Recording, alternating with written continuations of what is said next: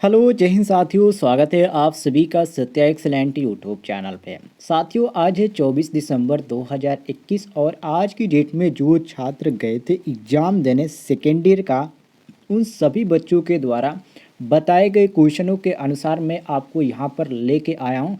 और सभी छात्र जो अभी तक एग्ज़ाम नहीं दे पाए हैं, किसी वजह से अभी तक वो एग्ज़ाम नहीं दे पाए या एडमिट प्राप्त नहीं हुआ है या अभी उनका एडमिट कार्ड नहीं आया है या एडमिट कार्ड का अभी यहाँ पर कोई जानकारी नहीं है, तो जिन छात्रों का अभी तक एग्ज़ाम नहीं हुआ है, सबसे मैं रिक्वेस्ट करूँगा कि आप इस वीडियो को कंप्लीट देखें ताकि आपको जानकारी मिल पाए कि जो कंप्यूटर के क्वेश्चन पूछे जा रहे हैं आईटीएस सेकेंड ईयर में, वो किस तरह के क्वेश्चन पूछे जा रहे हैं। तो चलिए क्वेश्चन स्टार्ट करते हैं। और ये दोस्तों सभी ट्रेड के लिए, किसी एक ट्रेड के लिए नहीं, तो आप जिस भी ट्रेड से आईटीआई करें इसको देख सकते हैं। जिसमें पहला क्वेश्चन यहाँ पर पूछा जा रहा है कि कंप्यूटर एक इलेक्ट्रॉनिक उपकरण है जो रॉ डाटा को तार्किक किया कर अर्थपूर्ण में बदल देता है। मतलब कि ये किस तरह यहाँ पर प्रक्रिया करके तार्किक में अर्थपूर्ण में बदल देता है, वस्तु को या उपकरण को या परिणाम को या मूल्य को। तो साथियों यहाँ पर सही हो जाता है सी, जो कि परिणाम को अर्थात रिजल्ट को क्या कर देता है, ये अर्थपूर्ण करके इसको रिजल्ट में इसको बदल देता है। तो ये आपका सही हो जाता है सी ऑप्शन क्वेश्चन के अनुसार। करेक्ट आंसर सभी लोग मिला लीजिएगा जितने भी छात्र इस वीडियो को देख रहे हैं। आगे बढ़ते हैं साथियों अगले क्वेश्चन पे, जिसमें अगले क्वेश्चन में पूछा गया था कि कंप्यूटर शब्द कंप्यूटर से बना है जिसका अर्थ होता है। देखिए कंप्यूटर का अर्थ होता है साथियों गणना करना। क्या करना? गणना करना। तो ये आपका कंप्यूटर का हो जाता है। तो ऑप्शन नंबर ए आपका बिल्कुल करेक्ट आंसर हो जाता है। बाकी आपको कन्फ्यूजन करने के लिए यहाँ पर प्राथमिक दिया गया था, इलेक्ट्रॉनिक उपकरण दिया गया था और मशीन दिया गया था,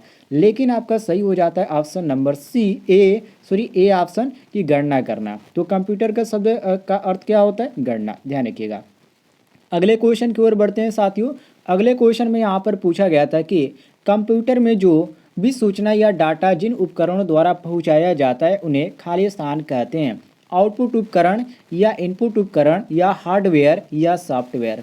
तो साथियों उस चीज़ को बोला जाता है क्या? देखिए यहाँ पर आपको क्वेश्चन ही पढ़कर आपको समझ में आ जाना चाहिए। इनपुट उपकरण उसको बोला जाता है जो कि एक स्थान से, मतलब कंप्यूटर में जो सूचना होती है, जो डाटा होती है, उसको जिन उपकरणों द्वारा पहुंचाया जाता है उसी को हम इनपुट उपकरण बोलते हैं। तो ऑप्शन नंबर बी हमारा क्वेश्चन के अनुसार करेक्ट आंसर हो जाता है।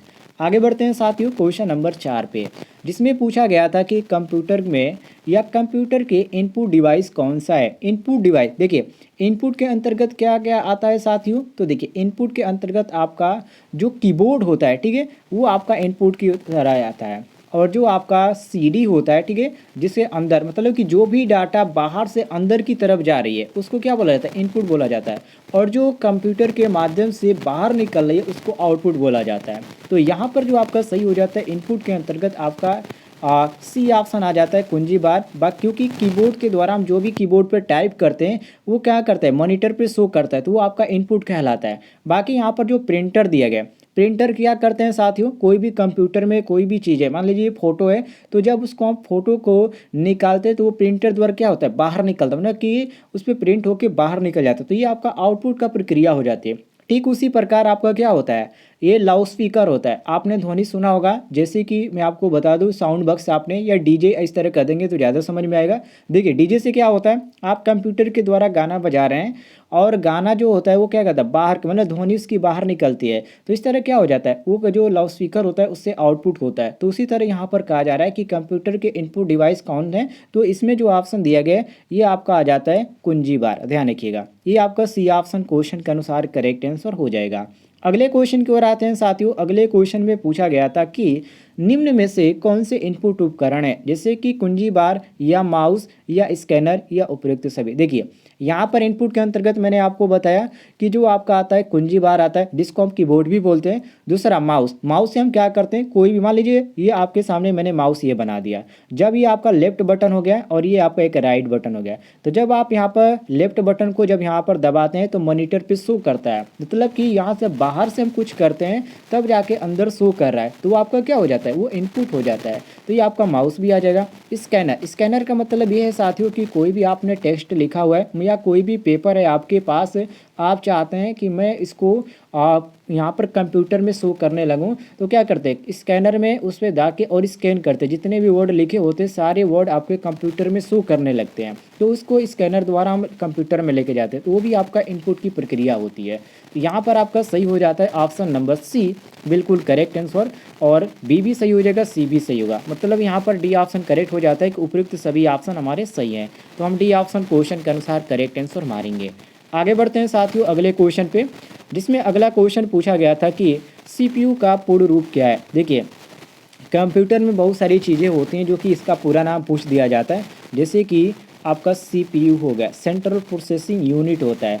अब यहाँ पर देखिए जो यहाँ पर सेंट्रल प्रोसेसिंग यूनिट दिया गया, कौन सा ऑप्शन दिया गया, तो ऑप्शन नंबर ए दिया गया है। तो यह हमारा क्वेश्चन के अनुसार ऑप्शन नंबर ए बिल्कुल करेक्ट आंसर हो जाता है, मिला लीजिएगा। आगे बढ़ते हैं अगले क्वेश्चन पे, जिसमें अगले क्वेश्चन में पूछा गया था कि कंप्यूटर द्वारा की जाने वाली समस्त गणनाएं इसी प्रकार भाग में होती है, जैसे कि इनपुट यूनिट में या आउटपुट यूनिट में या सीपीयू में या उपयुक्त कोई नहीं। तो साथियों यहाँ पर सही हो जाता है ऑप्शन नंबर सी, जिसको सीपीयू बोला जाता है। जो सीपीयू होता है ये क्या होता है, एक तरह से आपने सुना होगा कि जो कंप्यूटर का दिमाग बोला जाता है सीपीयू को बोला जाता है। तो सारे जो चीज़ें जो एकत्र होती है वो किस में होती है, सीपीयू में होती है। जो मॉनिटर होता है और जो इसका माउस होता है ये आपका अलग अलग कार्य होता है, लेकिन जो आपका सीपीयू होता है ये कंप्यूटर का मुख्य भाग होता है, जिसके द्वारा कंप्यूटर आपका कार्य करता है। तो ऑप्शन नंबर यहाँ पर सी हमारा क्वेश्चन के अनुसार करेक्ट आंसर हो जाएगा। आगे बढ़ते हैं साथियों अगले क्वेश्चन पे, जिसमें पूछा गया है कि निम्न में से कौन से सीपीयू के भाग है, जैसे कि मुख्य मेमोरी या अर्थमेटिक लॉजिक यूनिट या नियंत्रण इकाई या उपयुक्त सभी। तो देखिए इसके भाग के अंतर्गत बात करें तो आपने सुना होगा कि सीपीयू में रैम रोम होता है, मतलब कि कितने जीबी का रैम है, कितने जीबी का रोम है, तो आपने ये सब सुना होगा। तो ये क्या होता है, एक मेमोरी के अंतर्गत यहाँ पर बताया जाता है, तो ये भी सीपीयू के भाग के अंतर्गत आ जाएगा। उसके बाद यहाँ पर अर्थमेटिक लॉजिक यूनिट, मतलब कि इकाई यहाँ पर करे कदबद्धता यहाँ की बात करी जा रही है, तो ये भी आपका आता है यूनिट के अंतर्गत, तो ये भी सीपीयू में पाया जाता है। और जो नियंत्रण इकाई होती है, जो कंट्रोल इकाई होती है, ये भी पाया जाता है। तो ऑप्शन नंबर डी हम करेक्ट मारेंगे कि उपयुक्त सभी ऑप्शन हमारा क्या है, बिल्कुल सही है, मिला लीजिएगा। अगले क्वेश्चन की ओर आते हैं साथियों। अगले क्वेश्चन में यहाँ पर पूछा गया था कि यह सीपीयू का वह भाग है जिसमें सभी प्रोग्राम एवं डाटा गणना से पहले तथा बाद में संग्रहित करते हैं, जैसे कि ए ऑप्शन नियंत्रण इकाई या मुख्य मेमोरी या C option arithmetic logic unit या उपयुक्त सभी।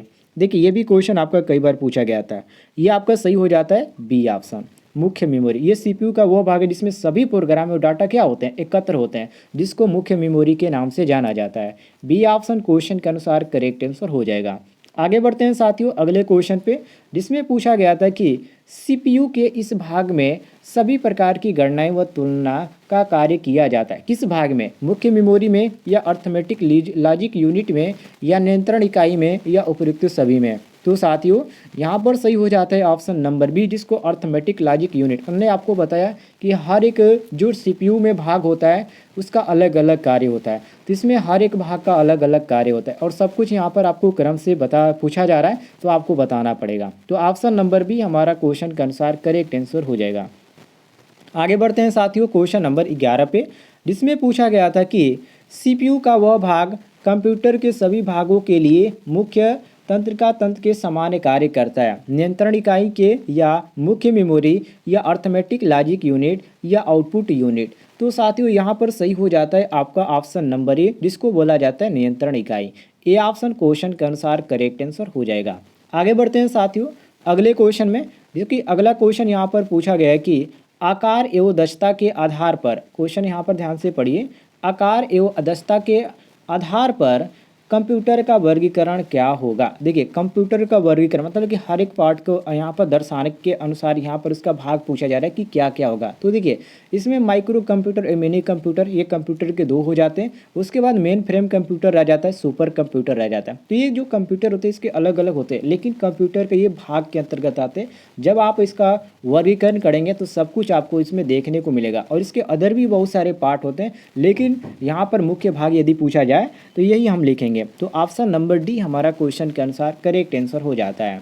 आगे बढ़ते हैं साथियों क्वेश्चन नंबर 13 पे, जिसमें पूछा गया था क्वेश्चन नंबर 13 में कि इस कंप्यूटर की संग्रहण क्षमता तथा कार्य करने की गति अपेक्षाकृत कम होती है, इसे पर्सनल कंप्यूटर भी कहते हैं। तो किस कंप्यूटर की बात करें, किस प्रकार के कंप्यूटर की बात किया जा रहा है, तो साथियों इसमें बात किया जा रहा है माइक्रो कंप्यूटर की। माइक्रो कंप्यूटर इस प्रकार का कंप्यूटर होते हैं जो कि इसकी जो कैपेसिटी होती है और जो कार्य करने की जो गति होती है ये बहुत ही कम होती है, जिसे हम क्या बोलते हैं, पर्सनल कंप्यूटर भी के नाम से भी जानते हैं। इसको क्या बोला जाता है साथियों, तो इसको बोला जाता है माइक्रो कंप्यूटर।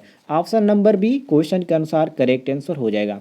आगे बढ़ते हैं साथियों क्वेश्चन नंबर 14 पे, जिसमें पूछा गया था कि इस या इन कंप्यूटर की संग्रहण क्षमता व कार्य करने की गति माइक्रो कंप्यूटर की अपेक्षा अधिक होती है। अपने किस कंप्यूटर से कार्य करने की जो क्षमता होती है वो माइक्रो कंप्यूटर की भी अपेक्षा क्या होती है, अधिक होती है।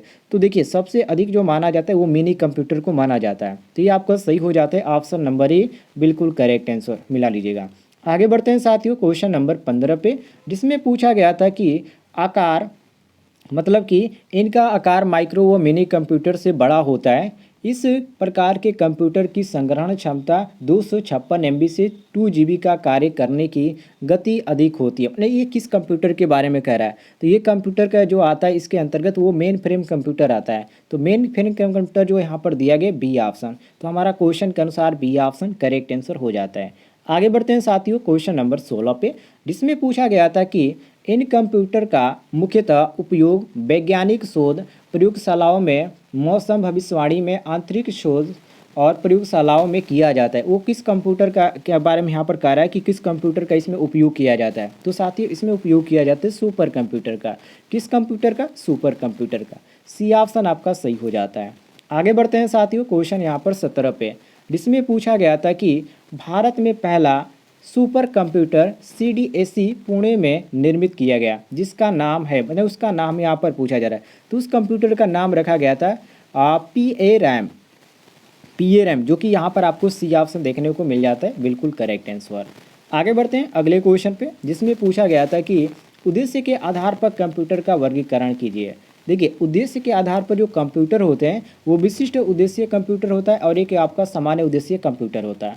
और यहाँ पर दोनों आपको ए और बी देखने को मिल जाते हैं, तो दोनों ऑप्शन तो सही नहीं होगा, तो यहाँ पर हम सी मारेंगे कि ए व बी दोनों सही है।